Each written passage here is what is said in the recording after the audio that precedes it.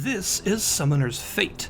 So this game is what would happen if you were inspired by several different things, old and new, and decided to kind of smash them all together. So it is heavily inspired by things like Slay the Spire, but is not actually all that much like Slay the Spire, because it is also inspired by things like Hero Quest and Dungeons & Dragons, with not a small amount of Magic the Gathering in here as well. So it's a sort of party-based deck-building dungeon crawler sort of idea, top-down, as in completely top-down, like you're looking at the tops of characters' heads, although actually all the characters stare up at you when it's your turn, which is a little bit disconcerting, I will say. Even the enemies do it. It's a little creepy at first, you kind of got to get used to it.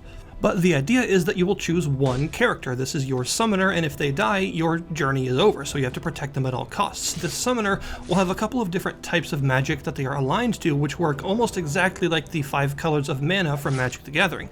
And you will then gain a deck of cards and other people that can follow you around as you go through your journey, and you will try to create a powerful deck that synergizes well with your party's strengths and covers your weaknesses, and do it all in a tactical turn-based combat system.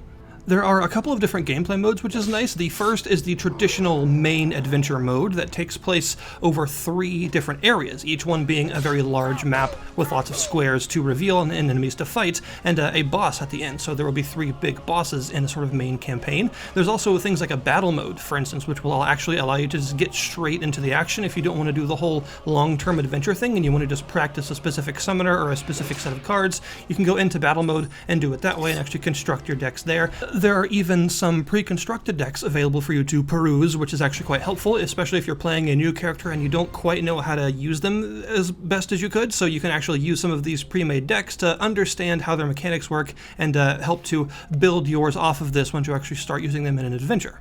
There are 8 different summoners for you to choose from, which is a very nice number, and you do have to unlock most of them through various things, although the unlocks, in my opinion, are actually pretty fair and don't take too long. There are often things like, use a certain type of card a certain number of times, or do a certain type of damage a certain number of times, that sort of stuff. And the thing I really like is that you can just hover over all of the characters and it will tell you exactly, with no uncertain terms, what you need to do to unlock them.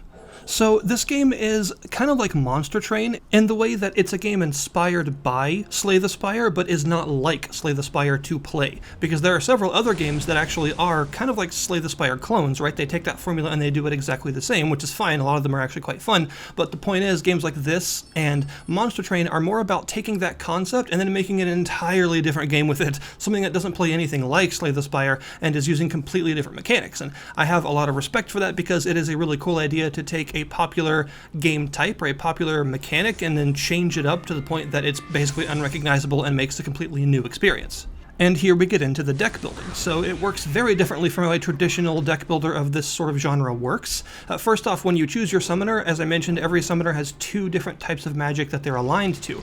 And there will be 3 different types of magic cards that you will find as you go through that summoner's adventure. There will be the 2 types that they're aligned to that you can draw, and there will be a 3rd type called Free Will, which are basically like your colorless sort of mercenary cards that you can find. And your deck is actually quite small, because a lot of the action in this game takes place using the characters on the field and not using your deck. Your hand size, your maximum hand size, is only 3, which is very, very small for a game of this sort, and you only start with a couple of energy. In fact, the maximum amount of energy you can have is 5, and you will only draw 1 card per turn. So all of this goes to tell you that the cards are sort of like an important resource. They're something that you don't use a whole bunch of. But the biggest thing that emphasizes how valuable a resource they are is what happens when you discard them. See, it's normal in a deck builder like this to have a draw pile and a discard pile. Every card that you play goes into the discard pile, and then once the draw pile is empty, your discard pile will get shuffled back into it and you'll start over. That does not happen here. Instead, a card that you play will end up in the discard pile and it will stay there. You do not get it refreshed. If you run out of cards to draw, you simply don't draw cards. They don't go back. Instead, what you have to do is find campfires, and at these campfires you can rest. This will heal you, your summoner, and everyone else on your team that happens to be available, as well as revive any guardians that may have died. We'll come to that in a second. And this will also shuffle all of the cards in your discard pile back into your draw pile. While you're at a camp, you can also change your deck. You can talk to the Cosmic Tortoise, that is really what he's called, and you can change your deck from any of the cards that you found in this adventure, and your maximum deck size is 20, so actually quite small. And as with everything else, it's meant to emphasize how important the cards are as strategic resources and not something that you play constantly.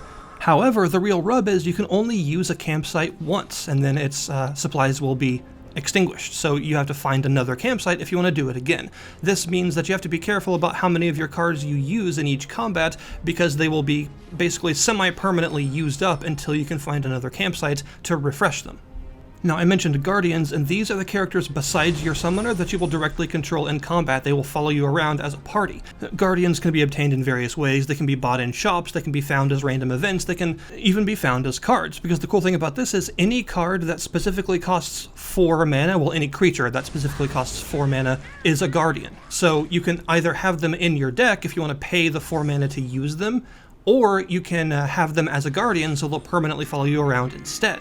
The downside is that you won't be able to have them in your deck at the same time, and their damage will be persistent, so if they get hurt across multiple battles, they'll continue to be hurt, whereas of course if you use the card to summon them, they're at full health as soon as you plop them on the field.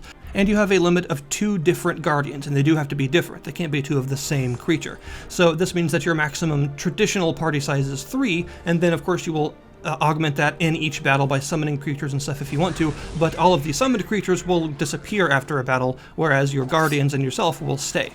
Each area that you adventure through takes the form of a whole bunch of different screens locked down by this cool-looking purplish-black fog of war, and you can only, of course, reveal the fog of war by walking into it and seeing what happens. And each room can be all sorts of different things, from enemy encounters to special shops to unique opportunities to roll dice and get a special event to happen and all kinds of things like that. Some of them are just empty and passages to other places. So it's all about exploring the world and finding out what is underneath all this fog and making yourself stronger, hopefully strong enough to face the boss at the end. And of course, as you're doing this, you'll find various upgrades for yourself in the form of new cards, maximum health increases, and some other things like that. There's actually a pretty cool mechanic in the form of these soul gems. So the way that works is occasionally you'll come across an elite party. This is actually led by a summoner like you. And like you, they can play cards, they have mana, they can summon other units, and also like you, if they're killed, you win. You don't have to defeat all of their minions, so it's actually a legitimate strategy to rush them down if you can, unless of course they summon a whole bunch of stuff to protect themselves. Enemy summoners are often a very tough fight and can actually be a big drain on your resources, but they are important to save up cards to use against because they drop soul gems, and a soul gem actually weakens the main boss of that dungeon. So there are always 2 blue soul gems and 3 red ones. The blue ones will make them start with less mana the more of them you have, and the red ones will deplete their maximum HP and actually make them start with a lower health pool. And I really recommend you explore around, even if you already have the boss key, to find some of these soul gems, because the bosses are actually quite difficult in my opinion. The very first time I fought a boss, I lost very soundly. It took me a little bit to actually figure out how to beat them. They are very hard fights. They're summoners as well, just like you, and they have a very powerful deck of cards they will use against you, and they're actually quite smart. It seems like their AI does actually use strategy. So they are tough fights.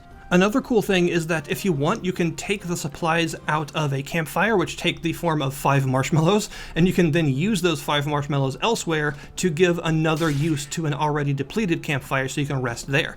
This means you're rewarded for exploring and finding all the campfires on a dungeon floor, and you're also rewarded for not having to use them all in order to get to the boss and defeat them, because if there are any left, you can take their marshmallows before you go to the next floor and have those available as extra uses of campfires on the next floor.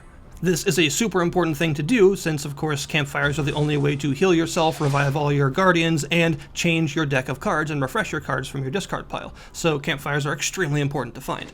Combat is a pretty fun, tactical, turn-based, grid-based affair with, all of your classic movement ranges and attacks and range attacks and things like that, although there is a somewhat unusual counter system that the game doesn't really do a very good job of explaining in the tutorial. When you attack a unit, it can counterattack you and it will do its full damage to you if you do so. This is explained by the tutorial, but what isn't explained is that they will even do this if you kill them. If the attack reduces them to 0 HP, they will still get a counterattack on you and damage your unit. However, there are a couple of different ways to prevent this. One is to just knock them away with the killing blow so they're not in range to attack you back. 2 is to attack them from behind, because as the tutorial points out, you cannot get counterattacked if you hit from behind, and there are even certain cards with backstab bonuses that do extra stuff if you attack from behind, so it's always worth trying to do whenever you can. Every unit also only gets 1 counterattack unless they have Vigil, which gives them infinite counterattacks, so you could theoretically just expend their counter on a different unit, that way the killing blow won't be countered. Or, one thing it doesn't explain is that you can actually overkill them. If the killing blow reduces them to below 0 HP and actually puts their health in the negatives, they won't counterattack even if they normally could. So it is a nice combat system with nice tactics because positioning very much matters a lot.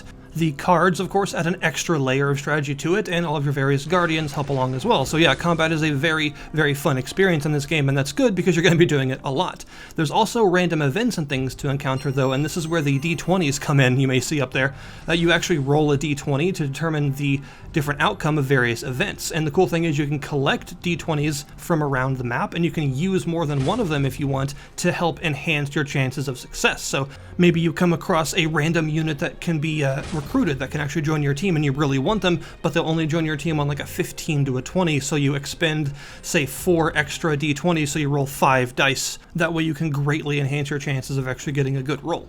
I like the system a lot because it gives you the exact chances. It tells you exactly what you need to roll so you can figure it yourself, and nothing ever feels unfair or totally random. Even though, of course, dice are random, it's helpful that you're given the actual number you need to roll, and you're given extra dice to increase that chance. So this means that you're never really making a decision that you don't understand, and that's often one of the big barriers to this game type, is how sometimes randomness can feel like it takes the reins out of your hand and just decides that you're done now, and you can't do anything about it. So the fact that this game gives you so many ways to actually subvert RNG and have more direct control over your adventure is really nice. You also have a retreat button, which is interesting. At the first turn of combat, before anyone has made any actions at all, you can choose to retreat right then and there for free, and then just save that room for later if you want. So maybe you encounter like an elite summoner, but you're really battered and one of your guardians is dead and you just don't feel that you could do it right now. You can just retreat right there and then save it for later and come back. But if anyone has done any actions, you can still retreat, but you have to roll for it. You'll also occasionally come across very, very fast enemies that sometimes can act before you, and in this case you actually get to roll for initiative to help determine who goes first, which is nice. So overall, in the current state of the early access of this game, it's got a wealth of content. It's got 8 characters to play, it's got long campaigns to go on, it's got plenty of creatures, lots of cards, like over 300, and a whole bunch of different events for you to find. So it definitely feels like a very full experience already. In terms of early access bugs or stuff that I would maybe change, one thing that's a little bit weird is that for some reason there's a long pause between exiting a menu or the map, for instance, and then being able to use your mouse to move. For some reason, after you close any sort of window, your mouse just doesn't work. You can click as much as you want for a couple of seconds and you won't actually move. It just makes the movement feel a little bit less responsive every time you close a menu. I don't know what that is, but it seems like something that could be relatively easily fixed because it's a very small issue. One thing I would definitely change is the camp interface. Whenever you click the tortoise, it will show you your current deck and all the cards you could put into it, all the other stuff you found on this adventure, but for some reason it only displays like 5 of them in a row, and you have to click through a long sort of scrolling horizontal window to find all your other cards. It would be nice if they were displayed on like their own separate screen in a big grid or something that made them easier to go through instead of this really small selection of just a few that you have to scroll through repeatedly. And there is perhaps one other thing I would currently maybe take a look at, and that is the arena event. So when you're exploring through the desert area, sometimes you will come across a square where you will instantaneously get netted up and knocked out and dragged into an arena to fight, and this arena is hard. It's 5 consecutive waves of increasingly difficult enemies with an elite fight at the end. It is very challenging, and you have absolutely no way to prevent this from happening, which makes it feel kind of cheap. The first time this happened to me, I almost lost. I just about died. I just barely squeaked through it with just like single-digit health on my summoner, and everyone else on my party was dead. And it felt kind of cheap to be dragged away to this with no impetus to change it, right? There was no dice roll, there was no way to know that as soon as I walked into that area, I was going to get instantly netted. It was just reveal this room, instantly netted, boom, arena fight, you're stuck here. And it felt kind of obnoxious to be put in that situation in such a difficult series of fights when I didn't even get the slightest dice roll to try and determine what was going to happen. It just was forced on you. And I think that that fight is kind of unnecessary to be forced like that. I like the difficulty of it. I think it's got a good balance. It feels tough but doable, but I don't think that it should be like forced on you, right? I feel like you should be able to make a dice roll to enhance your chances of escape or something, some sort of player input instead of just forcing you to do it, because you could just accidentally wander into that square without ever knowing when you have like a really battered party and a depleted deck and just get totally screwed. You could end your campaign right there, just die and lose. And I have a feeling it would feel kind of cheap because it would feel like you lost through no fault of your own since you weren't given any input to prevent this, you know what I mean? It just feels kind of out of place in a game that's entirely about tactics and forward planning to give you a really hard event that you can't plan for. But other than that, I'm a big fan of Summoner's Fate. I really like what it does. I like that it takes the Slay the Spire formula and combines it with several other influences to create something new and unique, and it is a really enjoyable tactical combat system with a lot of character and charm to the art style and the models and the monsters and things. So thank you guys very much for watching. I will link you below in the description to this video to the Steam store page for Summoner's Fate, so you can check it out yourself. Highly recommended, quite fun. And I'll see you next time.